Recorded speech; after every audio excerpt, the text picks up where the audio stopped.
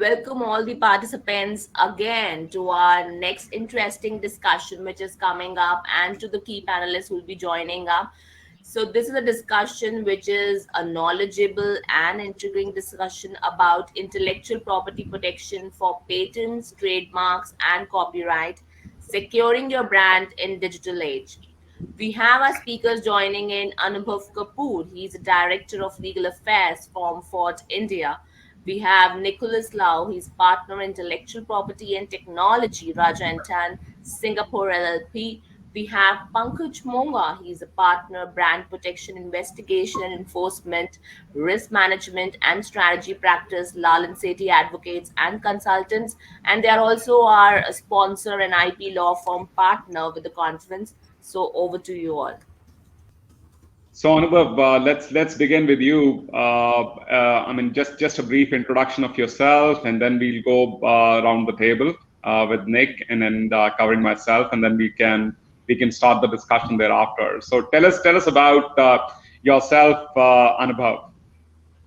Thank you, Pankaj, and good afternoon, everyone. My current assignment is I'm the head of legal affairs for Ford India, and part of my job is to take care of the contracts, compliances, litigation, and it's an interesting place to be. So I have a lot of passion about innovation and IP, and this is a topic that I thought was very current and relevant given the digital age that we are all going through. And so nice to be here this afternoon with all of you. Great, Anubhav. Thanks so much. Nicholas, please introduce yourself. Sure. So my name is Nick. I have been in practice in Singapore for about 12 years now, and I do all types of intellectual property, technology-related, both advisory and disputes-related work, together with some media work, UDRP proceedings, and anything in relation to those two areas broadly, some food regulation as well. This is a very interesting topic to me because, when I first started practice, the IP world was not quite like what we have today. There was a lot of physical, counterfeits, and we did a lot of enforcement in relation to that. And of course, now most of these goods, especially in Singapore, are now found online. And we have a lot of clients who face a lot of novel issues that we didn't see back in the day. And, I'm very happy to talk about some of those today. Lovely, Nicholas. So welcome. So I'll just quickly introduce myself, and then we'll get started with the topic for today. So I'm Pankaj Monga. I'm IP attorney and brand protection, supply chain integrity, and a risk management professional. Most recently, I was leading GlaxoSmithKline's and earlier Johnson & Johnson's brand protection program in Asia Pacific, established and led brand protection, anti-counterfeiting, anti-diversion, supply chain integrity functions. Previously, I had managed Motion Picture Association of America's anti-piracy program. I'm in a career 2.0 phase. I've rejoined my alma mater, Lall and Sethi, which is an IP boutique law firm, as a partner and practice head for brand protection. And I'm responsible for its practice across Asia Pacific. I'm strategically based out of Singapore. I also serve as external general counsel and advisor to privately held corporations. And then I have a role to play, an integral role to play in strategizing and helping implement growth plans for addressing business and IP risk for large corporations. So with this, we'll get on to our topic for today, which is intellectual property protection for patent, trademark, copyright, securing a brand in digital age. As we know, recent advances in technology have drastically reduced the time it takes to design, develop, and manufacture products. The e-commerce platforms in particular have created new opportunities for up-and-coming companies to reach otherwise inaccessible markets, and for established brands to create new relationships and their existing customer base. So I have a question for all of us here, and please feel free. I mean, both Anubhav and Nick. What, according to you, is a flip side to this technological advancement or this progress, if there's any? Anubhav, you want to go ahead? Sure, Nicholas. Pankaj, I think that's a great start in terms of setting up the context, right? I guess as Nicholas already highlighted, that the world has changed, right? I think when we were growing up, we had to go to the market and pick up stuff, right? And of course, there are good memories associated with it. But now, I guess. Within the comforts of our home, we can almost order anything and everything. And even surprisingly, few years ago, when the we heard Tesla selling on the e-commerce platform, it was kind of a intriguing news for us. But then that's a possibility that is there now, and I think all kind of stuff is now can be sold and bought on the internet, right? And there is a huge surge of e-commerce platforms as well, which is prevalent. But the other side of it is that the reality is that there are also counterfeiters, there are also spurious products, and also existing now, and these incidences are rising.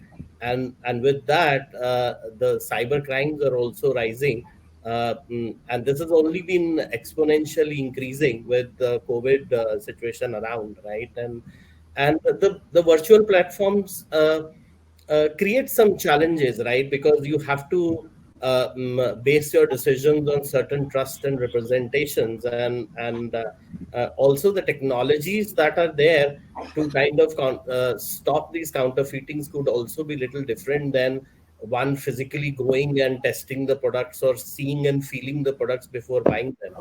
And what the numbers show at this point of time is, I think the latest I could find is from the World Economic Forum, that it is still estimated that there is about $2.2 trillion of illicit trade that's going on right now, right? Even with the current state of technology that is there, and that's almost like 3% of the global GDP. And out of this, the counterfeiting itself amounts to around $460 billion, which is a significant amount. And I guess the highest among, if you see the gold or the diamonds and the wildlife as compared to all these illicit trades, the counterfeiting is the highest, which is a matter of concern for all of us, because there is billions that are spent on protecting the trademark now, and the virtual environment just poses a different kind of threat now to protect our brands and the kind of investment we are doing to launch innovative products to the market. I think so. Therefore, I think it's a very relevant issue for people who are into brand protection, and requires a new thinking altogether, because new technologies will bring new technologies for brand protection as well, right? So I guess that's where this discussion becomes extremely important, and within the brand protection circles. Yeah, I completely agree. From my perspective, obviously, as Pankaj mentioned, you have a lot of goods now that are sold online, and for us in Singapore, the majority of the counterfeits that you see are now online, and this obviously creates new challenges for brand owners. In particular, in the past, what we used to obviously do was we would have search warrants, and we would carry out raids on physical shops and warehouses, and this was very well established. And then when everything went online, you would have a situation where a lot of these people are selling counterfeits from their own homes. And this presents problems in relation to carry out investigations because you can't send a private investigator into someone's house. A lot of these guys may have small amounts of stock at any one point in time, which makes carrying out a raid very challenging because you don't seize enough goods to justify the cost of a raid. And obviously, from a brand owner's perspective as well, sometimes we've had brand owners with difficulties in dealing with some of the online platforms. Obviously, the online platforms themselves have challenges in terms of identifying counterfeits or finding out, trying to toe the line between the sellers and the rights holders, some of whom may be after parallel imported goods, which which obviously are traded on these online platforms, which the online platforms are conscious about. So there's that element as well, which has made it very difficult. So, and that's what we see a lot of these days. Obviously, from our perspective in Singapore, the police have adapted quite a lot to dealing with these situations. They have taken the initiative to taking action against a lot of these retailers of counterfeits, especially the larger ones. And we've seen in recent months a lot more raids initiated by them, which is a good thing. And we then assist with the authentication of these goods. But obviously, in the digital sphere, we see a lot more than just that. That is the most obvious form of issue that we've seen. But obviously, you can have situations whereby rights holders, they have their brands online, and everyone has a website these days. Some people have apps. Some people use other platforms, social media platforms, to advertise their goods. But we see a lot of rights holders who are not willing to register their marks in a lot of jurisdictions. So they will focus on the jurisdictions that matter, which is what traditionally they do. But we've seen situations where rights holders would go to, say, a specific country and find a situation where somebody else owns the mark that they have used in a different country. And maybe they didn't consider that in the past because it wasn't a jurisdiction of concern for them, or they were focusing their growth in another area. But obviously, once that happens, they have trouble trying to restore the mark, and they end up having to pay this squatter or whatever it is money to get that mark back. And obviously, this person in this country has learned about the brand either from an online source. They realize that this brand is very well known somewhere else. Maybe one day this brand will come to my country, and so I will therefore file the mark first in the hope that these guys come and I can extract the retirement fund from them, as part of whatever it is I'm doing.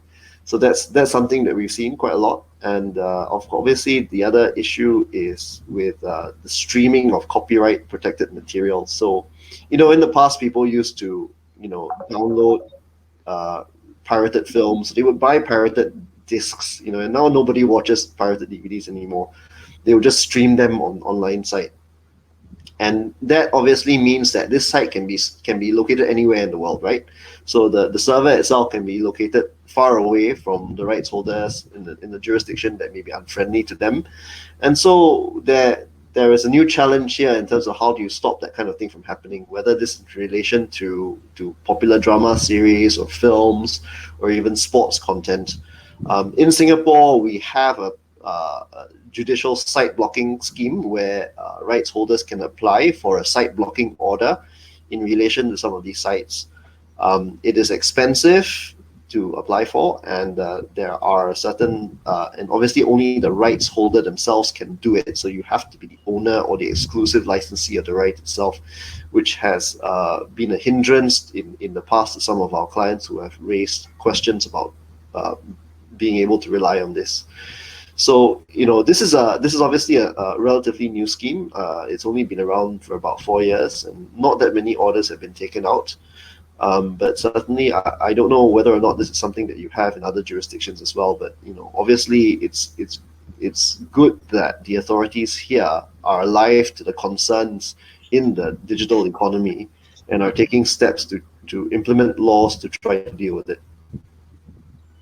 Right, Nick. Very, very insightful, I would say. I mean, to your question, whether this is at the same level of enforcement or I would say vigilance by the government. So various countries, rather different countries, are at a different maturity level, and essentially, not everywhere you would find enforcement of laws. Even if presence of laws is there, existence of laws is there, but enforcement probably might not be there because of various factors. One could be education of the law enforcement officers. Other could be that they would be hard pressed for addressing the regular crime scene. From my perspective, I just wanted to share. These advancements in technology have certainly given companies new opportunities for growth, and they've also made it easier for counterfeiters to target them. The explosion in social media and e-commerce sites have actually paved way for counterfeiters to easily steal brand identity elements and use them to disseminate fake products. It's increasingly becoming difficult as to identify the seller as to who's behind that particular listing. The ways and means where some of my clients have actually seen bots behind the sellers, right? So you can't really be prosecuting bots for that matter. Counterfeiting, as we all know, it's a big concern. It's a growing concern, and it has been fueled because of globalization with these free trade agreements and moving towards a global economy.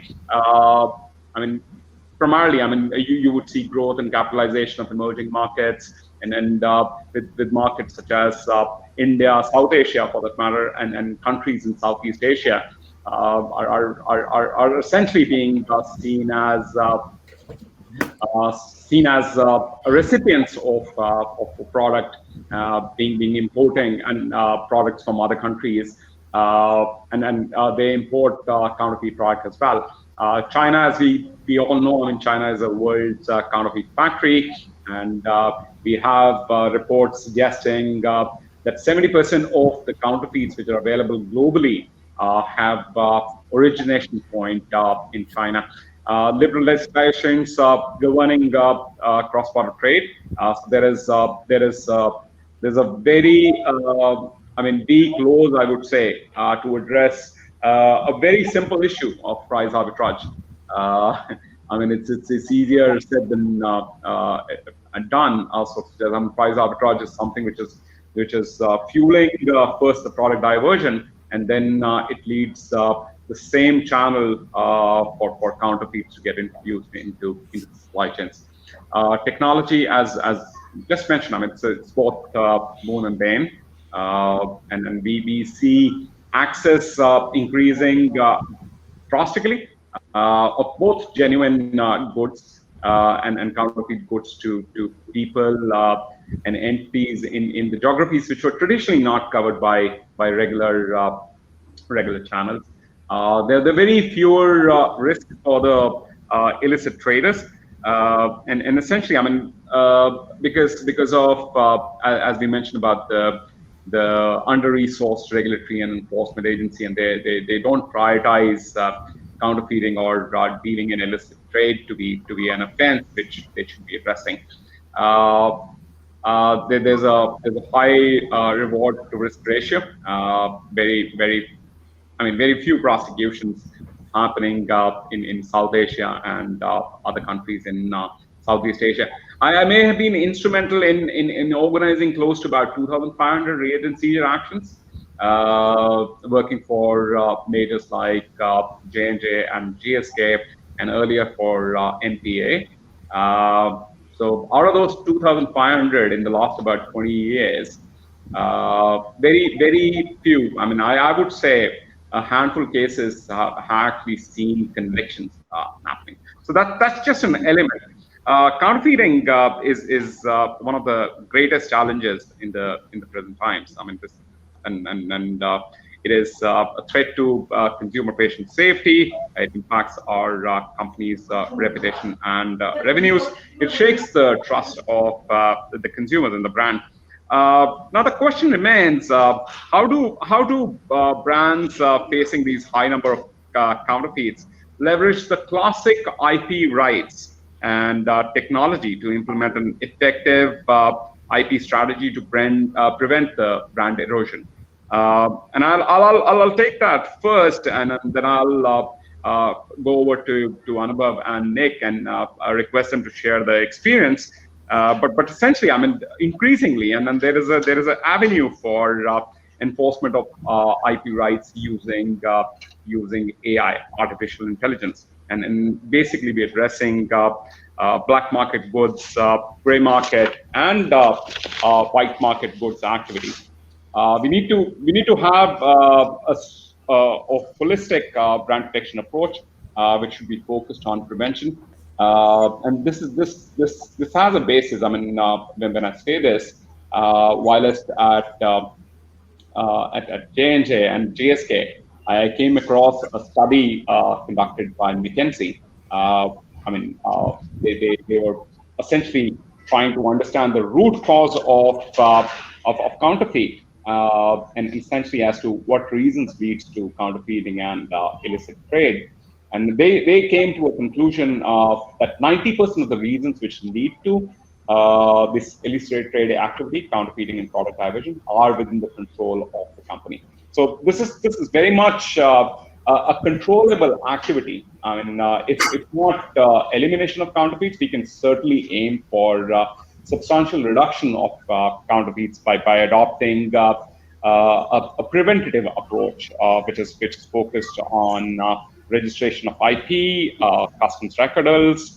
I mean, having a supply chain integrity program aimed at building a safe and secure supply chain, having a real impactful investigations and enforcement actions, and leveraging other laws as well. I mean, when we consider counterfeiting and product diversion, we traditionally look up to our copyright and trademark laws and patent laws and design laws. But there are other laws as well, which can help increase the impact of the enforcement action that we are doing. And essentially, I mean, I like to, and then there are other things like product protection, which is like introduction of product authentication features on the packaging, on the product per se, and including consumers in this fight against counterfeit. So there's certain these are certain elements which I have seen and reviewed over last so many years that becomes. I mean that I would say. I mean I have experience with a couple of brands wherein counterfeiting was reduced to zero. So I mean, it's entirely possible. But I like to know, Anubhav, your experience, and then Nick, yours as well, as to what do you feel should be the shift from and do you think there should be a balance between the traditional way of doing brand protection and looking at some innovative ways to do that, and what are the new laws according to you can be explored for these brand protection purposes and addressing the issue of counterfeits and protecting our intellectual property. So Anubhav, we'll start with you if that is okay with you. Sure. Thank you, Pankaj. I think you alluded to two important points while you were speaking. One was the globalization of the markets, right?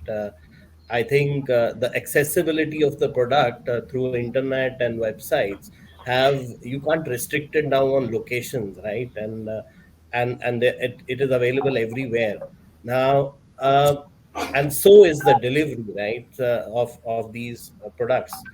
So that kind of goes back and shakes the traditional ways in which we can enforce many of these counterfeiting if it is happening in those areas. And I think largely the second point that you mentioned, it is within the controls of the company, and if they have a solid, robust anti-counterfeiting framework, it is many of the things that can happen to their products are within their own controls, right? And it does require now a extended framework as compared to, say, what we had 10 or 15 years ago, when largely the goods were being sold in physical format and physical channels, right? So I think the important additions that have happened in because of the digital media is basically the social media and the customer feedbacks. Right now, the marketing departments and the legal departments can no longer stay away from just when an incident happens and the evidence is there, and you go and do a cease and desist order. I think they have to have their ears very close to the ground and take consistent surveys, customer feedbacks, and many of the customers now are very vociferous in terms of their feedback, whether they got good products or not. And I think the customer buying decisions are largely based on the reviews and the social image of that brand, right? So there is a lot of information we can now get on the virtual platforms about the products, and that includes counterfeiting, right? Because if you are confident of your product and the customer is reporting a complaint, then I think it takes us to a different level of interaction with the customer to identify whether the customer at least got the original product and not the spurious one, right? And I think that's one dimension that has now been added to the entire kitty of brand protection. The other is the integrated supply chain, right? As the markets have grown globally, so has the supply chain. Many of the problems that are arising in counterfeiting are because the suppliers who are manufacturing these products are in countries where the legal provisions or the anti-counterfeiting laws are weak, right? And they tend to kind of also make products for the local markets, which probably end up in the markets as counterfeits, right? And they are basically lookalikes of the original brand, and that's a very prevalent problem. You alluded to China, but there are other markets in the world as well where the problems are there, which and some of this is attributed to the supply chain, right? So controlling your supply chain, having the right contracts with them, and also auditing them in terms of what goes in and what goes out is a very important tool now that I guess we have developed in terms of a consistent check on whether there is a leakage from the supplier's end on the components or for the product itself, right? And of course, the awareness and communication piece has now grown exponentially high because of the social media and electronic platforms. I think more companies have to make their customer aware in terms of how they can get the right product and the authentic product. And there is a lot of ways we can message it now on the websites. But there is also an interesting aspect of local and international collaborations, which is now emerging, right?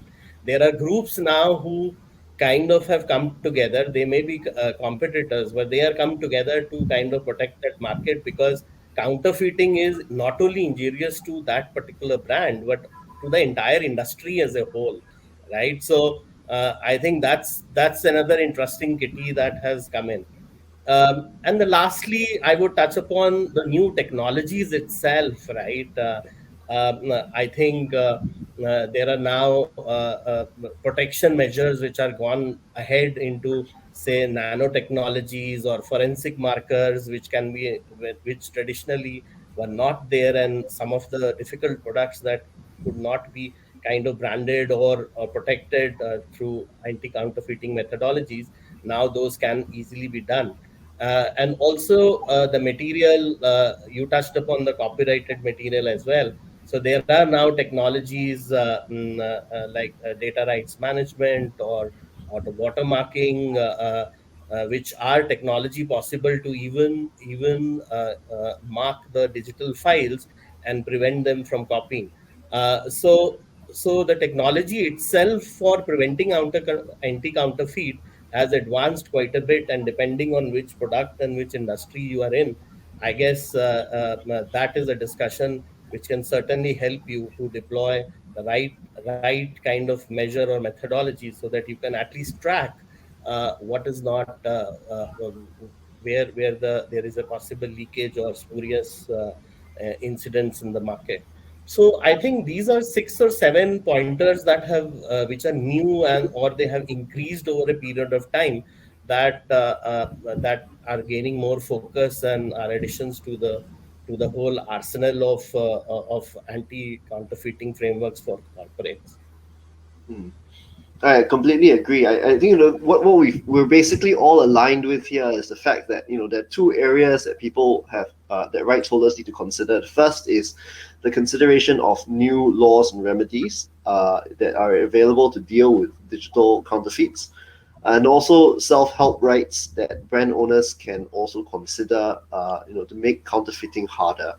And I just want to touch on one area, I guess. I've touched on a few of those earlier on, but in relation to the issue of social media, and specifically the incidents of people who post things about your brand on social media, which is perhaps a non-traditional form of well, I wouldn't say counterfeiting, but it affects your brand. It can suddenly have a detrimental effect on your brand. In Singapore, we've had a case that I recently did, where there was a person who made defamatory posts about a client, both on Facebook and TikTok. And she posted that on Facebook and hoping that it would go viral. And obviously, the client was very concerned about this. In Singapore, we have a new law which is tied in with our anti-harassment laws, and it relates to the posting of online falsehoods. So where someone puts something up like this on Facebook, we have the ability to obtain an order to have it removed, either by the person in question or by Facebook themselves. And so we managed in that case to get a specific order against this person to have that taken down. But obviously, we managed to do that before it had gone viral. And obviously, in this day and age, if something does go viral, then there's a whole lot of different concerns to take into account. Obviously, then the brand PR would have to come in and put something up to try to alleviate the situation. But yes, that's in a nutshell. Basically, it's becoming more and more challenging. And obviously, while there are all these new measures, the counterfeiters, or the way that your brand can be affected in the digital age, obviously has evolved as well. And it's really a cat and mouse game. And I think as practitioners, we all have to be on top of what the infringers are potentially doing to the brand. Right. So very, very validly put, Nick, and very insightful. So I just want to sum up the discussion. And then Anubhav, as you're putting it, the new 6 or 7 things. But I have generally pocketed them into 4 areas, which is like looking at the complete facet of intellectual property rights protection. And essentially, when we talk about brand protection, it is a mix of legal and business solutions both. So, looking at IP protection, we just mentioned about the recorders and essentially doing the legal risk assessments, etc. There are the ways and means to basically protect your revenues as well. And then essentially here we talk about, as Nick was pointing out, about the fake advertisements and media and social media and copycat websites. And then there needs to be an effort towards the trust protection, the trust which the consumers and the customers place in our brands. And then essentially, there should be ways and means where we can prevent customers and consumers from being exposed to the unauthorized or harmful goods or scams, so to speak. And last but not least is when you talked about the supply chain, and we talked about introducing technology, etc. And then you mentioned supply chain. I when I talk about supply chain, I would say it's a supply network, so to speak, because chain is generally a linear concept, right? While its network is like product moving in from one direction to the other. So I'd like to sum up this discussion coming along. So these are the 4 pockets generally, which the corporates, which the governments, and the consumers alike needs to be focusing on when it comes to protection of intellectual property, which is patent, trademark, copyrights in this new digital age. Any further comments before we close, guys? So we have a question in the chat box from Shifali Chatra that she's asking that counterfeit consumer products are rather easy to be traced. How about biologics which are sold under tight regulations and not available OTC? So, for example, some patented drugs, if a generic manufacturer used the patent specification to make product and sold as generic while the patent is active, so how the patentee can trace if someone is infringing their patent? So, if anyone would like to take this question. Sure. I can take that. If, see, there are two or three technologies and this is a good question because not only the pharma companies but also companies who are into high-end liquor and even oil companies are facing similar issues, right?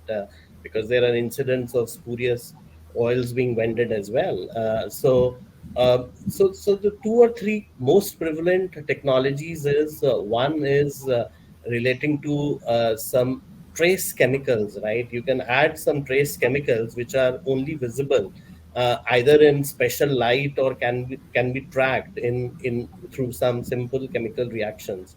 I think, and these traces of chemicals do not really affect the product. They are in very small quantities, but this is an effective way which can be used in maybe pharma or liquor or and very commonly used for oil, where you can track spurious products.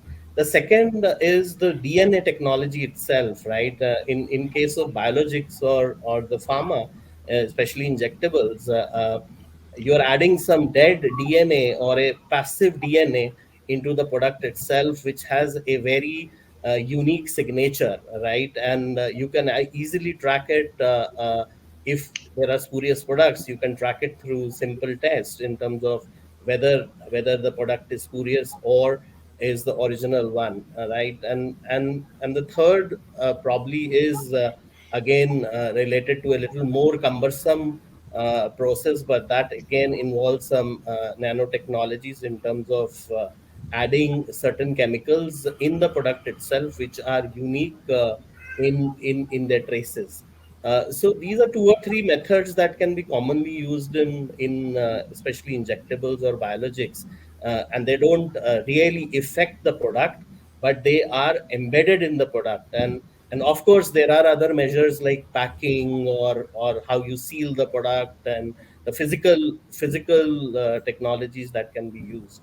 Yeah. Anything, Pankaj, Nicholas, you want to add? Yeah, and Anubhav, I'm really impressed with your with your knowledge about the product authentication technologies. I'm really impressed on that because I've been part of J&J, GSK, and we've been actually working on protecting our pharmaceutical brands and essentially. I mean, I have personally used and developed these. Develop some products with these technologies incorporated and develop related market monitoring plans. To your question, Mitali, I really appreciate this question because there are several ways you can do that. So how do you encounter? How do you even come to know that somebody is actually violating or your patent, right? So it's either some complaint coming in, or you would detect it through your regular monitoring.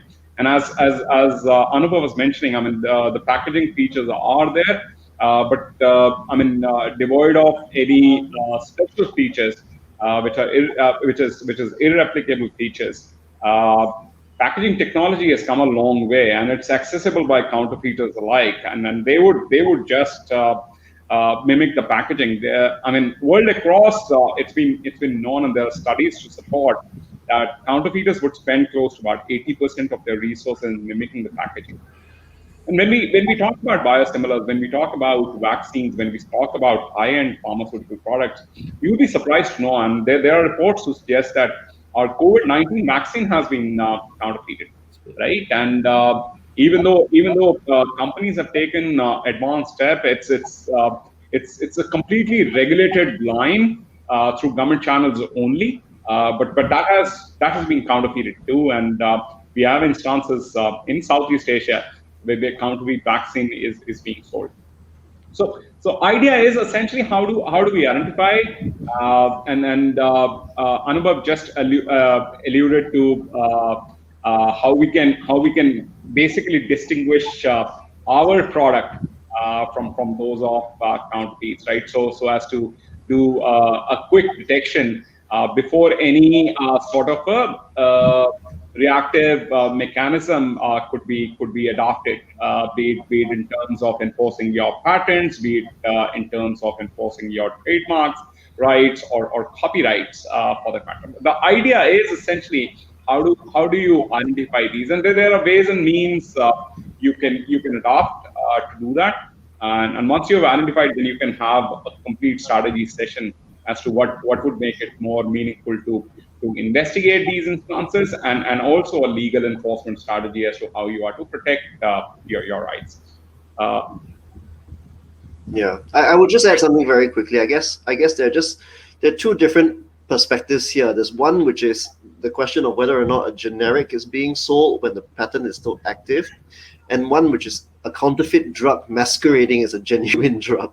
So obviously in the former, you may, obviously a generic will potentially have a different packaging, and I guess that's something that you may hear in the market, that if you're trying to sell your drugs and you have a situation where a generic is being sold, you will probably hear in the market because someone else is undercutting you. But in a situation where you have a counterfeit drug, then that potentially is harder to detect, and it would require a certain amount of monitoring on your part. And obviously, from a perspective of enforcement, the authorities would take a much higher interest in the latter kind of situation than the former. And obviously the forms of enforcement that you would take would be different for both. All right. Thank you so much, Nicholas, Pankaj, and Anubhav, for the wonderful session. And I hope, Shifali, you got your answer. And if we have any questions from the participants, we can also take it offline. And I think she has one more thing, that thanks for enlightening on the tracing methods used. Really helpful, but how to obtain the counterfeit product, as it would be used by clinicians random checks. So anyone would like to add on just a one liner for this? I think she answered the question herself. It's random checks. I think you have to monitor it. All right, sure. So thank you so much, Shifali, for the wonderful question, and thanks to the all the key speakers joining in today for the wonderful session and me giving the enlightenment about this perfect topic. So she says, okay, awesome, thanks everyone. Thank you. Thanks, Thank you. Nikhil. Thank you, Everyone. everyone.